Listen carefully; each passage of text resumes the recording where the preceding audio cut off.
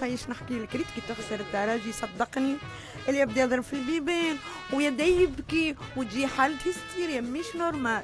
ريت حتى حوايج العيد جامي د لا في يشري حوايج هكا مثلا من لي بوتيك، نمشي للبارك نشري ما يلبس كان هذوك، وريت نغسل ويعاود يلبس، هذيك هو عيشته كان ترى سلات جينات.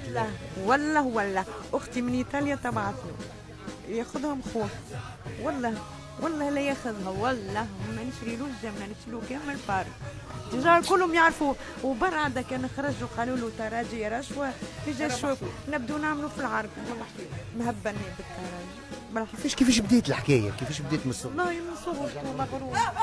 من صغرته مغروم بها، مغروم بها برشا.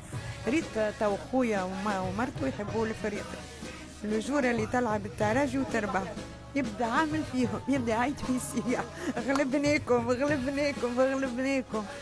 دبشوا كل الاسبوع لي كاشكول حتى في عيد ميلاده جامي لا فيه يديروا ما حاجه هكا ما يقبل شيء. كان حوايج التراجي من السبيدري للكاسكيت للسورفيتمون للمريول للكاشكول للكلاس.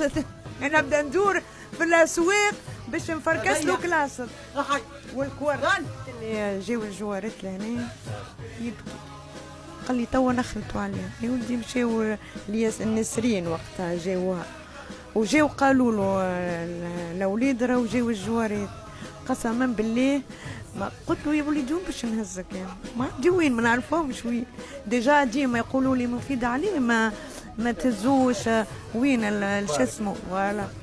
قلت لهم انا ما نعرفش وما نهز وما نمشيش بصراحه والله.